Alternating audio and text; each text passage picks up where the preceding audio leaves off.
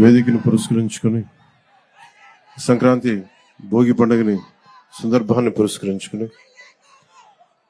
అమరావతి మన రాజధాని, ఆంధ్రప్రదేశ్ రాజధాని, ఇక్కడి నుంచి రాష్ట్ర మన ప్రజలందరికీ సంక్రాంతి శుభాకాంక్షలు. ఈ వేదిక పైన ఉన్న పెద్దలు, మాజీ ముఖ్యమంత్రి, ప్రస్తుత ప్రతిపక్ష నాయకులు శ్రీ నారా చంద్రబాబు నాయుడు గారికి మనస్ఫూర్తిగా నా హృదయపూర్వక నమస్కారాలు. ఈ వేదిక పైన ఉన్న తెలుగుదేశం నాయకులకి, పెద్దలకి, జనసేన నాయకులకి, ప్రతి ఒక్కరికి పేరు పేరున హృదయపూర్వక నమస్కారాలు, సంక్రాంతి శుభాకాంక్షలు. ముఖ్యంగా ఇక్కడికి వచ్చిన అమరావతికి రాజధాని కోసం, 5 కోట్ల ప్రజల రాజధాని కోసం 33,000 ఎకరాలు ఇచ్చిన ఇక్కడికి వచ్చిన రైతు కుటుంబాలకి, రైతులకి, ప్రతి ఒక్కరికి మనస్ఫూర్తిగా మీ అందరికీ నిజమైన సంక్రాంతి శుభాకాంక్షలు. గత 4 సంవత్సరాలుగా ఈ రాష్ట్రానికి పీడ పట్టింది. ఆ పీడ తొలగిపోయే టైం అయింది. ఆ కీడుని, ఆ పీడని ఈ రోజున భోగి మంటల్లో కాల్చేసాం. ఈరోజు నాకు మీ కష్టాలు తెలుసు. ఆ రోజున మన పార్టీ ఆఫీసుకు కూడా మీరు వచ్చి మీ మీద దాడి జరిగి చాలా అనుచితంగా, దారుణంగా మిమ్మల్ని లాఠీలతో కొట్టి రైతాంగాన్ని చాలా చాలా బాధ గురి చేసి నాకు కలిచివేస్తుంది. ఈ రోజున తెలుగుదేశం కానీ జనసేన 2 కలిసి ఉన్నాయంటే మీ అందరి ఆవేదన, ఏడుపు ఆ రోజు నన్ను కలిచేసింది. మీ ఆకాంక్షల కోసం ఇందాక మాట్లాడుతూ ఉంటే, తల్లి ఎకరం ఇచ్చానన్నా, నేను ఉన్న ఎకరం కూడా పోగొట్టుకుని ఆడబిడ్డలను పెంచుకుంటా ఉన్నానంటే, ఆ ఆడబిడ్డకి, ఆ అక్కకి, ఆ చెల్లికి నేను మాటిస్తున్నాను, అమ్మ మేము ఉన్నాం, మీరు ఇచ్చిన ఈ త్యాగం మేము మర్చిపోం. మీకు ఏ ఉద్దేశంగా కోసం అయితే ఇచ్చారో ఆ ఉద్దేశం సంపూర్ణంగా నెరవేర్చేలాగా మేము కృషి చేస్తాం. బంగారు రాజధాని నిర్మించుకుందాం ఇక్కడ. అలాగే మనం ప్రతిసారి, నేను ఒక్కటే కోరుకున్నా, ప్రతిసారి అదే సభాముఖంగా కూడా ఈ రోజున అదే మాట చెప్తా ఉన్నాను. ప్రతిసారి మీరు జై అమరావతి అన్నప్పుడల్లా ఒకటి గుర్తుపెట్టుకొని, మీరు ఆంధ్ర కోసం, మీరు 5 కోట్ల మంది ప్రజల కోసం మీరు ఈ రోజున రాజధాని ఇచ్చారు. జై అమరావతితో పాటు జై ఆంధ్ర నినాదాన్ని కూడా మీరు తీసుకెళ్లాల్సింది. ఎందుకంటే మీరు అన్నప్పుడల్లా మీరు ప్రజలకు తెలుస్తూ ఉంటుంది మీరు చేసిన త్యాగాలు. కేవలం జై అమరావతి, జై అమరావతి అంటే ప్రజలకి, 5 కోట్ల మంది ప్రజలకి అర్థం కావట్లా. కేవలం అది అమరావతి సమస్య అనుకుంటారు. ఇది అమరావతి సమస్య కాదు, 5 కోట్ల మంది ప్రజల సమస్య. ఈ రోజున మీకు వచ్చిన కష్టం రేపొద్దున శ్రీకాకుళం, ఇచ్చాపురంలో వస్తుంది. అటుపోతే మనకి ఇంక్లూడింగ్ కడపలోని పులివెందులో కూడా వస్తుంది. అందుకని ఇది రైతు అని యువజన శ్రామిక రైతు కాంగ్రెస్ అని పెట్టుకున్నారు, కానీ రైతుకి ఏ మాత్రం న్యాయం చేయని ఈ వైఎస్ఆర్సీపీ పార్టీ ముందుగా మీకు ద్రోహం చేశారు. భవన నిర్మాణ కార్మికులకి ద్రోహం చేశారు.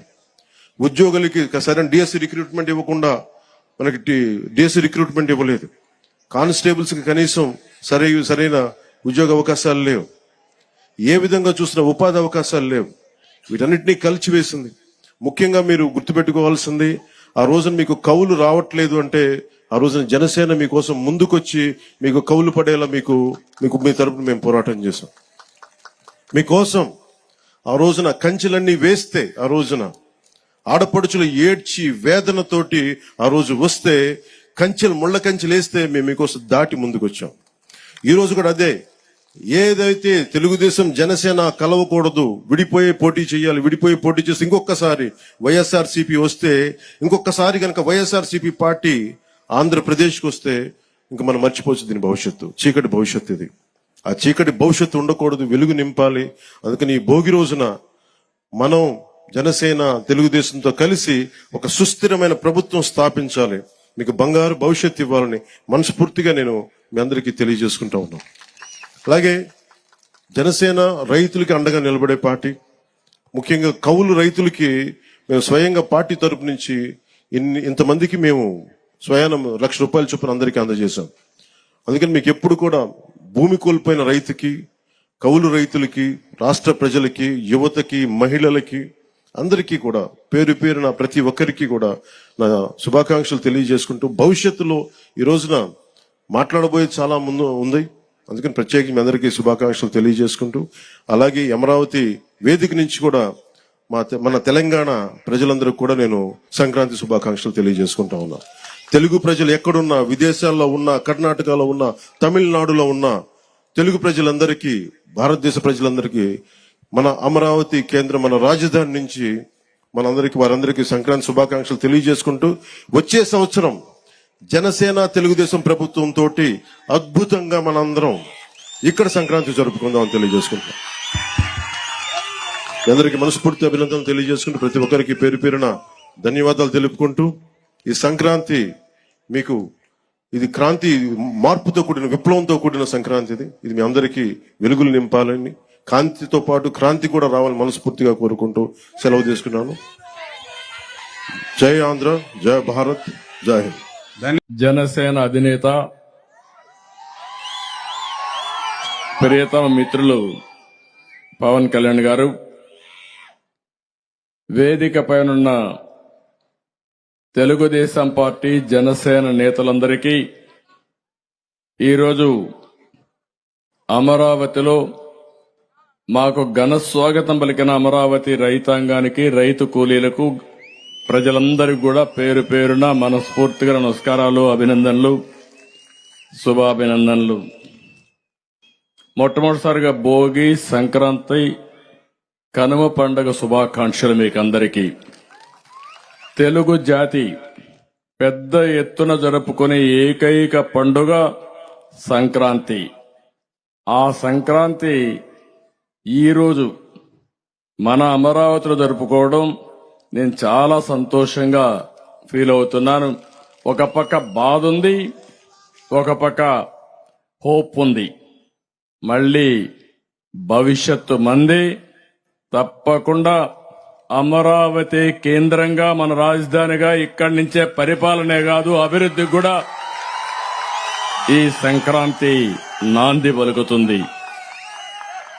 ఇంకొక పక్కన మనం చూస్తే సంక్రాంతి అనగానే మనకు గుర్తొచ్చేది పాడి పంటలు ఇంటికి రాగా బంధువులు, కుటుంబ సభ్యులతో ప్రపంచంలో తెలుగు వారు ఎక్కడున్నా మళ్లీ జన్మభూమికి వచ్చి బంధువులందరితో కలిసి కుటుంబ సమేతంగా ఈ యొక్క సంక్రాంతి పండుగ జరుపుకుంటాం.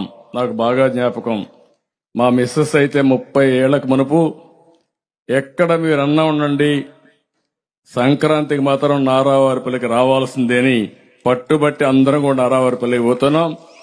అందుకే ఇప్పుడు అందరూ పల్లె పిలుస్తోంది సంక్రాంతికి రమ్మని. ఎక్కడికక్కడ నిన్న కూడా చూస్తే రోడ్లన్నీ జామ్ అయిపోయినాయి. అందరూ కూడా పల్లెలకు వచ్చే పరిస్థితికి వచ్చింది. ఈ సంస్కృతి ఇంకా రావాల్సిన అవసరం ఉంది. భోగభాగ్యాలు తీసుకురావాలని ప్రార్థిస్తాం. ఇప్పుడే మేమందరం కూడా ఇక్కడ భోగేశాం. అన్ని 1-2 కాదు, పాత వస్తువులను భోగి రోజున మంటలేస్తాం. చిన్నప్పుడు కూడా చూసేవాడిని నేను. పనికిరాని వస్తువులు, మన ఇంట్లో అడ్డంగా ఉండే వస్తువులన్నీ భోగిలో వేసి కాల్చేసి, అవసరమైతే అందులో నీళ్లు పెట్టి అవి కూడా బాగా కాల్చి స్నానం కూడా చేసి ఉండే పాపాలన్నీ వదిలించుకొని మళ్ళా పుణ్యంతో ముందుకు పోవాలని ఆశతో ముందుకు పోతాం. అందుకే ఈరోజు మీరు చూస్తే ఇక్కడ ప్రభుత్వ అసమర్థ విధ్వంస విధానాల వల్ల ప్రజల జీవితాలు ఎన్నికపోయినాయి. చీకటి జీవోలు, ప్రభుత్వ వ్యతిరేక విధానాలతో మీరంతా కూడా సర్వనాశనం అయిపోయాం. 5 సంవత్సరాలు, నేను 45 సంవత్సరాల రాజకీయాల్లో ఉన్నాను గాని నా జీవితంలో ఏ ముఖ్యమంత్రిని చూడలేదు. ఇది ఒక విధంగా చెప్పాలంటే చీకటి రోజులు. 5 సంవత్సరాలు ఈ అమరావతి దానికి ఒక ఉదాహరణ. మీరు బండి ఇబ్బందులు చూస్తే మాట్లాడతాను. మీరు బండి ఇబ్బందులైతే పగవాడికి కూడా రాకూడదు, అన్ని ఇబ్బందులు పడ్డారు. అడుగడుగునా అవమానం. రాష్ట్రానికి అండగా ఉంటామని 35,000 ఎకరాల భూమి మీరు రాజధానికి ఇచ్చారు. నేను కూడా మీకోసం ఒకటి ఆలోచించాను. ఇంత ఉదారంగా వచ్చిన మిమ్మల్ని రాజధాని నిర్మాణంలో భాగస్వాములు చేసి పేదరిక నిర్మూలన ఏ విధంగా చేయగలుగుతామో, ప్రజలతో కలిసి సంపద ఏ విధంగా సృష్టిస్తామో దానికి నాందిగా అమరావతి కేస్ స్టడీగా ప్రపంచంలోని మిగిలిపోయేట్టుగా మనం ప్రారంభించాం. అది జరుగుంటే అదే జరిగేది, కానీ అది జరగలేదు. అందుకే ఈరోజు మీరు అందరూ చూస్తే అమరావతి ఏవైతే ఉన్నాయో మళ్ళీ ఆ చీకటి జీవోలన్నీ తగలబెట్టాం. ఈరోజు నేను పవన్ కళ్యాణ్ గారు మేమిద్దరం హామీ ఇస్తున్నాం, మన రాజధాని అమరావతి. ఇది ఆంధ్రప్రదేశ్ కి సస్యశ్యామలం చేయడానికి, ఆంధ్రప్రదేశ్ కి అన్ని విధాల ప్రజా రాజధానిగా ఉపాధి అవకాశాలు గాని, ఇంకొక పక్క సంపద సృష్టించే కేంద్రం గాని, ఇక్కడి నుంచే ప్రజలకు మళ్ళా సంక్షేమ కార్యక్రమాలు అందించే విధంగా పేదల పరిపాలన ఇక్కడి నుంచే ప్రారంభం అవుతుంది. దాని గురించి మీకు అనుమానమే అవసరం లేదు. ఈరోజు ఇది ఒక దేవతల రాజధాని. ఇది అలాంటి దేవతల రాజధానిని రాక్షసులు చెరబట్టారు. ఇప్పుడు రాక్షస వధ కూడా అయిపోయింది, సైకో వధ కూడా అయిపోతుంది. తొందరలో కౌంట్ డౌన్ కూడా ప్రారంభమైంది. 87 రోజులే లెక్క పెట్టుకోండి. ఇంకా ఈ రోజు నుంచి 87 రోజులు కౌంట్ డౌన్ ఇక్కడి నుంచే ప్రారంభిస్తున్నాం. ఈ అమరావతి నుంచే ప్రారంభిస్తున్నాం. లెక్క పెట్టుకోమంటున్నా. అప్పుడే ఆ సిమ్టమ్స్ కూడా ప్రారంభమైన అమరావతి కనపడి వస్తున్నాయి. సిమ్టమ్స్ కూడా మంచి రోజులు వస్తాయని శుభ గడియలు తలుపు తట్టే పరిస్థితికి వచ్చింది. అందుకే ఇప్పుడిప్పుడే ఎక్కడికక్కడ ప్రజల్లో కూడా ఒక నూతనమైన ఆశ కూడా వచ్చే పరిస్థితి వచ్చింది. మనం ఈరోజు ఇక్కడ మీరు చూస్తే ఒకటి కాదు, చాలా ప్లే కార్డ్స్ అన్ని కూడా మనం ఇచ్చేసాం. రాజకీయ హింసని, అక్రమ కేసుల్ని, మోసపు హామీల్ని, బడుగు బలహీన వర్గాలు ఉసురుదీస్తున్న మదాన్ని, ఇంకొక పక్కన మీరు చూస్తే ఒకటి రెండు కాదు, జగన్ అహంకారాన్ని కూడా ఈ బోగులో తగలబెట్టాం. ఒక అహంకారాన్ని, పేదల్ని పట్టి పీడిస్తున్నటువంటి ధరల పెరుగుదల, అంగన్వాడీ ఈరోజు పండగ పూట కూడా రోడ్డు మీద ఉండే విధంగా నిలబెట్టాడంటే, ఆడబిడ్డల్ని రోడ్డు పాలు చేశాడంటే, వాళ్ళ సమస్యల పరిష్కారం చేయలేదంటే అది ఈ ప్రభుత్వం యొక్క అహంభావం అని చెప్పి కూడా నేను మీకు తెలియజేస్తున్నా. ఇంకో పక్క యువత తమ్ముళ్ళు చాలా హుషారుగా ఉన్నారు, కానీ మీకు ఉద్యోగం మాత్రం లేదు, జాబ్ లేదు. నిరుద్యోగ సమస్యను కూడా తగలబెట్టాం. భవిష్యత్తులో ప్రతి ఒక్క తమ్ముడికి ఉపాధి కల్పించే బాధ్యత తెలుగుదేశం, పవన్ కళ్యాణ్ గారు ఇద్దరం కలిసి జనసేన, తెలుగుదేశం పార్టీ తీసుకుంటామని చెప్పి కూడా మీకు అందరికీ చేస్తున్నా. ప్రజల కష్టాలు, నష్టాలు, బాధలు, సమస్యలు అన్ని కూడా ఈరోజు ఈ బోగులు తగలేశాం. అన్ని మంచి జరగాలని మనస్ఫూర్తిగా ఆశిస్తున్నా. మన సంస్కృతి సాంప్రదాయాలు మీరు ఒకసారి చూస్తే, ఒక పక్క ఈరోజు భోగి, రేపు సంక్రాంతి. సంక్రాంతికి మళ్ళా ప్రతి ఒక్కరి జీవితాల్లో వెలుగు రావాలని మన పెద్దల్ని ఒకసారి పూజలు చేసి నివాళులర్పించి మళ్ళా మన కొత్త క్రాంతుల కోసం ముందుకు పోయే పండుగ. మన సంస్కృతిలో ఇంకో భావం చూస్తే ఎల్లుండు కనుమ పండుగ రోజున పశువులకు కూడా పూజలు చేసి పశు సంపద పెరగాలని, తద్వారా పాడి పంటలే కాదు పశు పంటలు కూడా, పశు సంపద పెరగాలని మనం ఆకాంక్షించే పరిస్థితికి వస్తున్నాం. ఇలాంటి ఒక సుసంపన్నమైనటువంటి సంస్కృతి సాంప్రదాయం తెలుగు వారి సొంతం. దాన్ని నేను గర్వపడుతున్నా. కానీ ఈ రోజు నాకు ఒక బాధ కూడా ఉంది. ఈరోజు పండుగ కూడా సరిగా జరుపుకోలేని పరిస్థితిలో పేదవాళ్ళు ఉండే పరిస్థితికి వచ్చారు. ఇక్కడ మీరు చూస్తే ఒకప్పుడు సంక్రాంతి కానుకిచ్చేవాళ్ళం. 6 రకాల వస్తువులతో సంక్రాంతి కానుకిచ్చాం. అదే మరి క్రిస్మస్ గిఫ్ట్ ఇచ్చాం, రంజాన్ తోఫా ఇచ్చాం. ఈరోజు పండుగ జరుపుకోవాలంటే ధరలు విపరీతంగా పెరిగిపోయినాయి. ఒకటి కాదు, నిత్యావసర వస్తువుల ధరలన్నీ పెరిగాయి. పెట్రోల్, డీజిల్ పెరిగింది, కరెంటు ఛార్జీలు పెరిగాయి, పన్నులు పెరిగాయి. ఇంకా మీరు చూస్తే పేదవాడు బతికే పరిస్థితి లేకుండా పోయింది. 10 రూపాయలు ఇచ్చి 100 రూపాయలు దోచుకునే ప్రభుత్వం ఇది.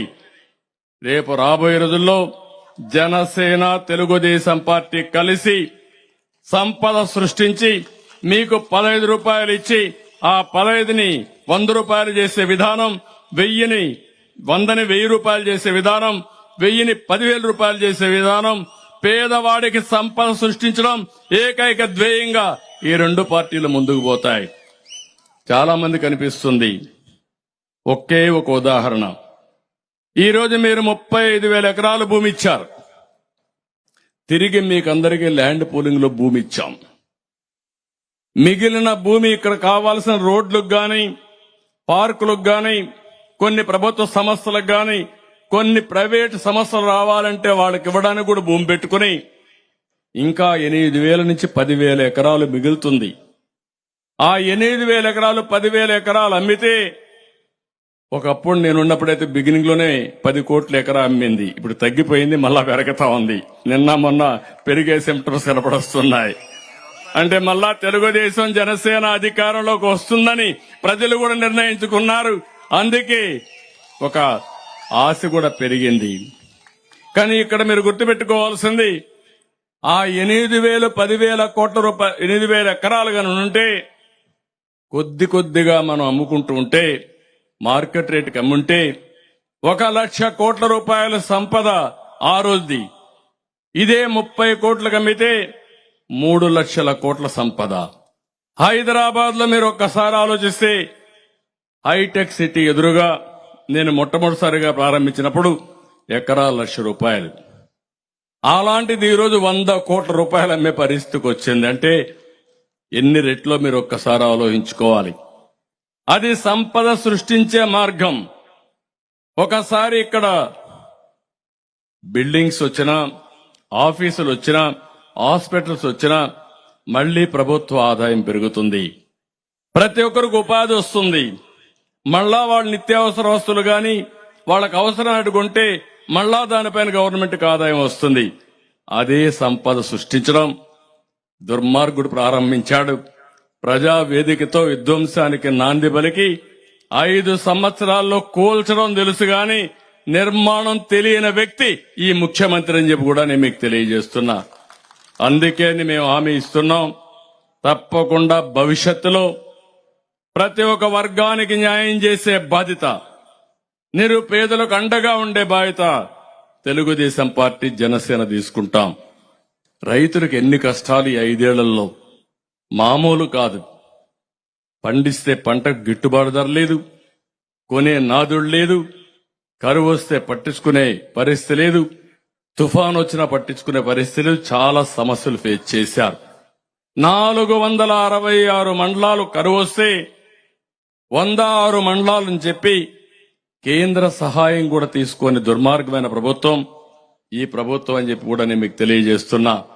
అంగన్వాడీ అయితే దగ్గర 32 రోజులుగా ధర్నా వాళ్ళు నిరసన చేస్తామంటే కనీసం వాళ్ళు పట్టించుకున్న పాపాన పోలేదు.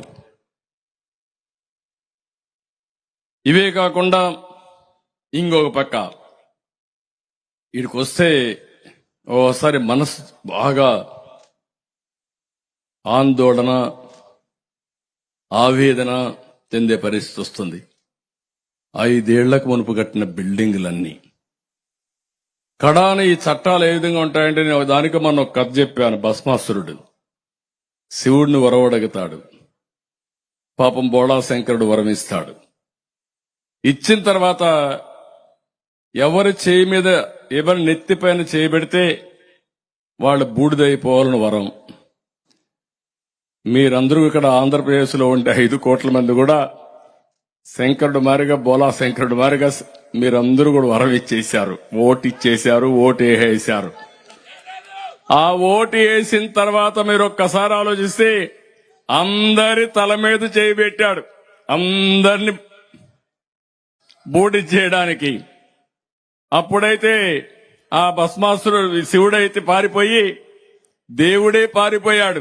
మహావిష్ణువు దగ్గర మొరబెట్టుకున్నాడు, నన్ను తప్పు అయిపోయింది, దుర్మార్గుడికి వరం ఇచ్చా కాబట్టి కాపాడని అంటే, ఆయన మళ్లీ చూస్తే మీరు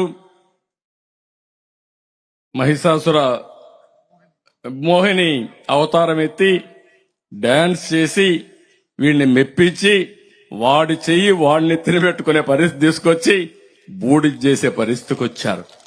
అంటే భగవంతుడికే తప్పలేదు ఈ కష్టాలు. నేను అందుకే చెప్తున్నా, విష్ణుమూర్తి వచ్చి చేసే వరకు ఈశ్వరుడు కూడా దిక్కు లేకుండా పోయింది. ఇక్కడ ప్రజలు ఓటేసిన తర్వాత అందరి తల మీద చేపెట్టాడు, పెడుతూనే ఉన్నాడు. ఇంకా బతికున్నాం. అక్కడ బూడిదైపోయారు కానీ ఇంకా జీవోత్సవాలుగా బ్రతికున్నాం. అందుకే నేను అడుగుతున్నా, మళ్ళా మీకు ఒకే అవకాశం, 87 రోజులు ప్రతి ఒక్కరుగా ఆలోచించుకుని కులాలకు అతీతంగా, మతాలకు అతీతంగా, ప్రాంతాలకు అతీతంగా అందరూ కలిసి ఒకే దారికి రావాలి. అది వైసీపీ విముక్త రాష్ట్రంగా తయారు చేసే పరిస్థితి మీరందరూ తీసుకోవాల్సిన అవసరం ఉంది. ఆ ఉద్యమానికే నేను గాని జనసేన గారు గాని మీకు ఇవ్వరు. ఇంకా 87 రోజులు ఓపి పట్టాలా, కోర్టుకు పోవాలా? మిమ్మల్ని అభినందిస్తున్నా. 5 ఏళ్లు పోరాడారు. ఇంతవరకు ప్రపంచ చరిత్రలో ఇంత పెద్ద పోరాటం ఎప్పుడూ జరగలేదు. అంత పెద్ద పోరాటం చేసిన ఇక్కడ రైతాంగాన్ని, ప్రత్యేకంగా ఆడబిడ్డల్ని మనస్ఫూర్తిగా అభినందిస్తున్నా. మామూలుగా జరగలేదు. కడాన మిమ్మల్ని చూస్తే ఇక్కడ అడుగడుగునా మిమ్మల్ని హింస చేశారు. ఇక్కడే మా పోలీసులు ఉన్నారు. పాపం వాళ్ళని నేనేం మాట్లాడను గాని వాళ్ళు చేసిన అరాచకాలైతే రాక్షసులు కూడా అంత అరాచకాలు చేయరు. అన్ని అరాచకాలు చేశారు ఈ పోలీసులే. రేపు మళ్ళా మీకు జిందాబాద్ కొట్టబోయేది కూడా ఈ పోలీసులే. తొందరలో వస్తారు మళ్ళీ మీ దగ్గరికి. వచ్చేట్టుగా చేస్తున్న అదే ప్రజాస్వామ్య విశిష్టత. నేను చాలా విన్నాను, చాలా చూశాను. ఇన్ని రోజులు మీరు ఆందోళన చేస్తా ఉంటే, కడానిక్కడ ఆడబిడ్డలుంటే ఆందోళన చేయనీయకుండా చేయడం కోసం డ్రోన్స్ పంపించి బాత్రూముల పైన ఎగరేసే పరిస్థితికి వచ్చారంటే, మీరు పాదయాత్ర నడుస్తా ఉంటే భోజనం చేయడానికి టెంట్లు వేయనీయకుండా మిమ్మల్ని రోడ్డు మీదనే భోంచేసే పరిస్థితి తీసుకొచ్చారంటే, ఇప్పుడు కూడా అన్నారు ఈ స్కూల్ ఎట్టిచ్చారు పాపం వాళ్ళు ఏం చేస్తారని. అంత భయం ఉంది. అంటే ఒక దుర్మార్గుడు పాలనలో వేరే రాజకీయ నాయకులు వచ్చి ఇక్కడ స్కూల్లో మీటింగ్ పెట్టాలన్నా భయపడే పరిస్థితికి వస్తున్నారంటే, ఇవన్నీ కూడా మనం చూస్తే దీంట్లో ఆశ్చర్యం లేదు. ఇప్పుడే రామకృష్ణరాజు, ఒక ఎగ్జాంపుల్ చెప్తున్నా మీకు. రఘురామకృష్ణరాజు, ఆయన ఈరోజు రఘురామకృష్ణరాజు ఒక ఎంపీ అరెస్ట్ చేసి ఆయన విభేదించాడని, విమర్శించాడని అరెస్ట్ చేసి పోలీస్ స్టేషన్ లో, సిబిసిఐడి పోలీస్ స్టేషన్ లో విపరీతంగా కొట్టి మళ్లీ అతన్ని జైలుకు పంపించారు. ఆ రోజు మీరు చూస్తే ఎంత భయంకరంగా సిచ్యువేషన్ అంటే, మేమందరం బయట ఉన్నాం. ఇక్కడ నేరుగా హైకోర్టుకు వెళ్ళాం, సుప్రీంకోర్టుకు వెళ్ళాం, ప్రెసిడెంట్కి లెటర్ రాశా, ప్రైమ్ మినిస్టర్ లెటర్ రాశా, గవర్నర్కి లెటర్ రాశా. అయినా కూడా కొట్టారు. కొట్టిన తర్వాత ఆయన్ని మళ్లీ సుప్రీంకోర్టు ఇంటర్ఫియర్ అయ్యి హైదరాబాద్ మిలిటరీ హాస్పిటల్కి పంపించి, హైదరాబాద్ మిలిటరీ హాస్పిటల్లో సర్టిఫికెట్లన్నీ తీసుకుని ఆయన కొట్టిన మాట వాస్తవాన్ని ధృవీకరించారు. ధృవీకరించిన తర్వాత సుప్రీంకోర్టులో వేశాడు మళ్లీ ఆ కేసు. ఇంకా ఆ కేసు అట్లే పెండింగ్ ఉంది.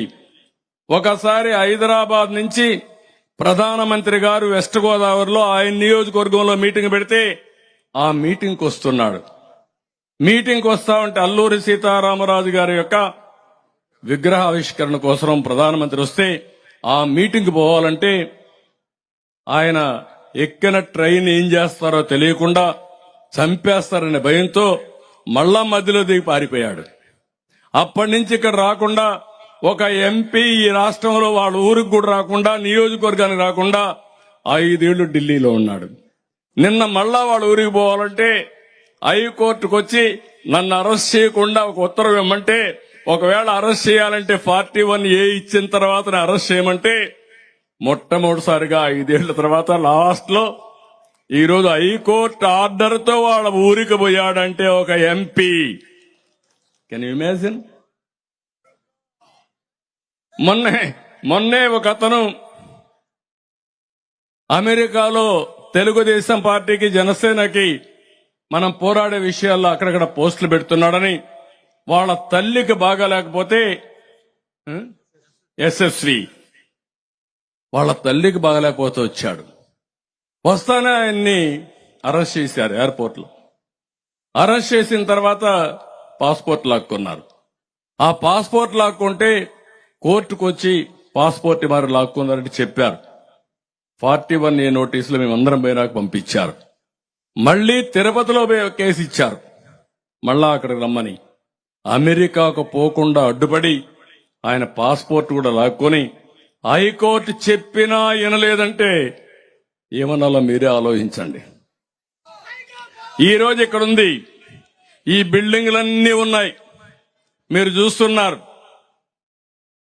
ఆ రోజు మనం కట్టిన అమరావతి అసెంబ్లీలోనే సమావేశాలు, మనం కట్టినటువంటి సెక్రటరియట్ లోనే కేబినెట్ సమావేశాలు, హైకోర్టు ఇక్కడి నుంచే functioning.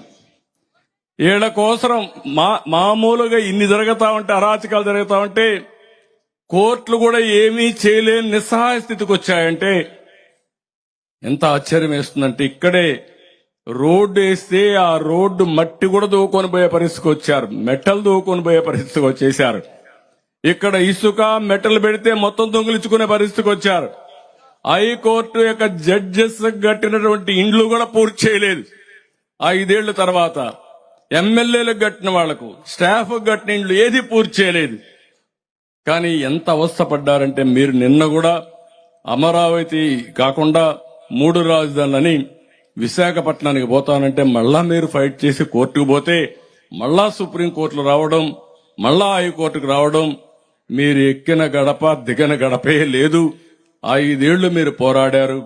Hands off to you. మీ ధైర్యానికి మెచ్చుకుంటున్నా. మీ గెలుపు అమరావతి గెలుపే కాదు, 5 కోట్ల ఆంధ్రప్రదేశ్ గెలుపు, తెలుగు జాతి గెలిపేది. తెలుగు జాతి కోసం మీరు త్యాగం చేశారు. అలాంటి త్యాగం చేసిన మీ యొక్క త్యాగం వృధాగా పోదు, తప్పకుండా న్యాయం జరుగుతుందని చెప్పి నేను ఆకాంక్షిస్తున్నా. మీకందరికీ మనస్ఫూర్తిగా తెలియజేస్తున్నా. ఈరోజు సంక్రాంతి సందర్భంగా నేను ఒకటే మిమ్మల్ని అందరినీ కోరుతున్నా, ఎవ్వడు కూడా ప్రపంచంలో ఎక్కడా చేయడు.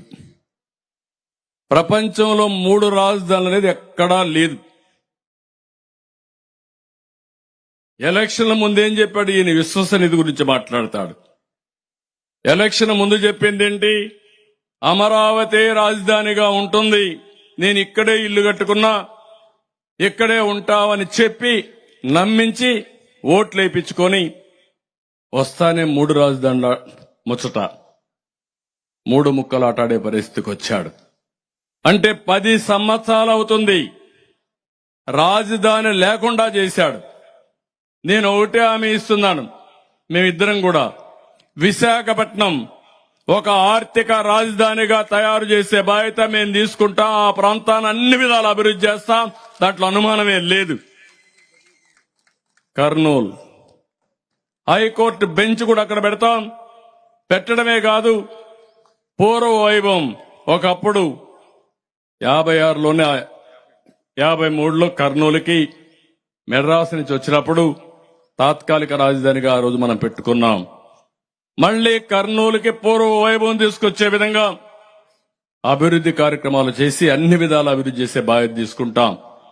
ఈ 3 నగరాలే కాదు, రాష్ట్రాన్ని అభివృద్ధి చేసే బాధ్యత తెలుగుదేశం పార్టీ జనసేన తీసుకుంటుందని చెప్పి కూడా నేను మీకు తెలియజేస్తున్నా. నేను మిమ్మల్ని అందరినీ ఒకటే కోరుతున్నా, ఈ రోజు ఈ రాష్ట్రంలో ప్రతి ఒక్కరు కూడా ఆలోచించారు. 87 రోజులే సమయం ఉంది.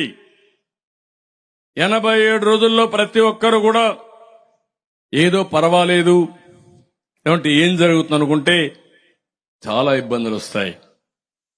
ఈ రాష్ట్రాన్ని మళ్లీ పునర్నిర్మాణం చేసుకోవాలి.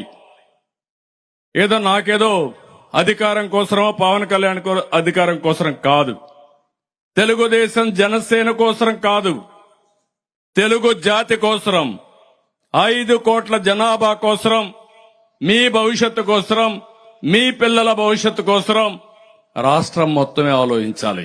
ఇక్కడుండే అమరావతి రైతులే కాదు, అమరావతిలో ఒక వర్గం కాదు, ఒక కులం కాదు, ఒక గ్రామం కాదు, అన్ని వర్గాల కోసం, అన్ని వర్గాల భవిష్యత్తు కోసం మీరు ఆలోచించాల్సిన అవసరం ఉంది. అందుకే సంక్రాంతి నేను చాలా స్పష్టంగా చెప్పాను, ఒక సంకల్పం చేయాలి. ఈరోజు తెలుగు జాతి అన్ని విధాల ముందుకు పోయే పరిస్థితికి వచ్చింది. ఈరోజు తెలంగాణ, హైదరాబాద్ ఉంది. ఆ రోజు వేసిన ఫౌండేషన్ ఎన్ని రోజులు, 25 ఏళ్లు 30 ఏళ్లే. ఈరోజు హైదరాబాద్ మీరు చూస్తే ఎక్కడికో వెళ్లే పరిస్థితి వచ్చింది. దేశంలోనే ఎక్కువ ఆదాయం వచ్చే రాష్ట్రం, తలసరి ఆదాయం వచ్చే రాష్ట్రం తెలంగాణ రాష్ట్రంగా తయారైందంటే దానికి కారణం హైదరాబాద్. దాంట్లో సైబరాబాద్ తీసుకొచ్చాం, నాలెడ్జ్ ఎకానమీ పోయాం. మీ ఊర్లో మీరు చూడండి, ఇక్కడి నుంచి పోయిన వాళ్ళు, ఐటీ చదువుకున్న వాళ్ళు, వ్యాపారం చేసేవాళ్ళు ప్రపంచం మొత్తం రాణించారు. కానీ ఈ రాష్ట్రంలో మాత్రం రాణించలేకపోయాం. కాబట్టి మా ఇద్దరు ఆలోచన కూడా ఒకటే, తెలుగువారు ప్రపంచం అంతా కూడా నెంబర్ 1 గా ఉండాలనేది మా ఆకాంక్ష. 2047కి ప్రపంచంలో ఎక్కడ చూసినా తెలుగు జాతి నెంబర్ 1 గా చేయడం మా ధ్యేయం, మా ఆశయం. ఇది జరుగుతుంది.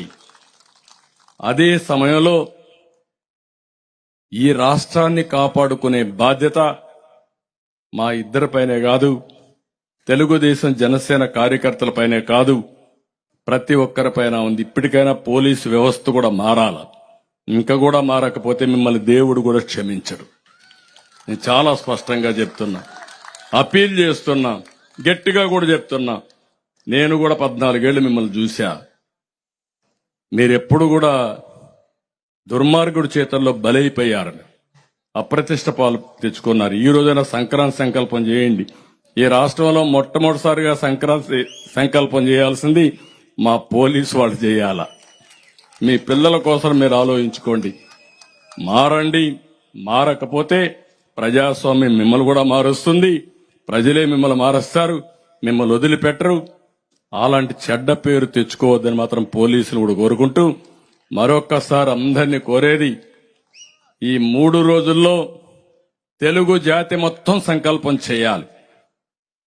రాతి యుగం పోవాలి, స్వర్ణ యుగం రావాలి. దీనికోసం మనందరం కూడా ఎక్కడికక్కడ చేయాల్సిన అవసరం ఉంది. ఈరోజు పండగేమో భోగి, పాలకుడేమో మానసిక రోగి. ఈ మానసిక రోగిని వదిలించుకోవడం మనందరి బాధ్యత. మీరు 5 ఏళ్లు నిర్ణయాలు చూడండి, మామూలు వ్యక్తులు ఎవ్వరు చేయరు ఒక మానసిక రోగి అయితే తప్ప. ఆ రోగం ఏంటో మీకే తెలుసు, నేను చెప్పక్కర్లేదు. తెలుసా మీకు అందరికీ? యువత అందరికీ అర్థమైందా లేదు ఇప్పటికైనా? కాబట్టి ఏదైనా యాక్షన్ తీసుకుంటే ఈ పోలీసులు ఆ మానసిక రోగి పైన యాక్షన్ తీసుకోవాలి, కానీ ఈ పేద ప్రజలపైన కాదు. ఆ విషయం కూడా గుర్తుపెట్టుకోని వాళ్ళందరినీ కోరుకుంటూ మరొక్కసారి happy Sankranti, happy Bhogi, happy Kanuma. ఇంకా మీకేం అనుమానం అవసరంలా, మంచి రోజులు వచ్చేస్తున్నాయి, మంచి రోజులు వచ్చాయి. రాబోయే సంవత్సరం ఇదే ప్రాంతంలో సంక్రాంతి బ్రహ్మాండంగా భోగేసుకుని, సంక్రాంతి కూడా బ్రహ్మాండంగా చేసుకుని ప్రపంచానికి తెలియజేసే రోజు తొందరలోనే వస్తుంది. అలాంటి పరిపాలనకు ప్రారంభం చేస్తామని మరొక్కసారి మీ అందరికి హామీ ఇస్తూ, రాష్ట్ర ప్రజలందరికీ కూడా ఈ సంక్రాంతి సందర్భంగా ఊర్లో ఉంటారు, అందరూ కూడా సంకల్పం చేయండి. ఇలాంటి ఎవరు రాజకీయాల్లో నేను ఎప్పుడూ మాట్లాడలేదు, కానీ ఇలాంటి వ్యక్తి, రాజకీయాలకు అర్హత లేని వ్యక్తి ఈరోజు రాష్ట్రంలో ముఖ్యమంత్రిగా ఉండడం మన దురదృష్టం. కాబట్టి ఇన్ని కూడా మీరు ఆలోచించుకో ముందుకు పోవాల్సిందిగా మరొకసారి కోరుకుంటూ, ఈరోజు మంచి కార్యక్రమం, ఆతిథ్యం ఇచ్చినటువంటి అమరావతి రైతాంగానికి, ఆ రోజు ఆంధ్రప్రదేశ్ ప్రజల కోసం పనిచేశారు, ఈ రోజు మమ్మల్ని పిలిపించి మీ సంఘీభావాన్ని తెలియజేశారు. మీ అందరికీ పేరు పేరున మనస్ఫూర్తిగా అభినందనలు, ధన్యవాదాలు.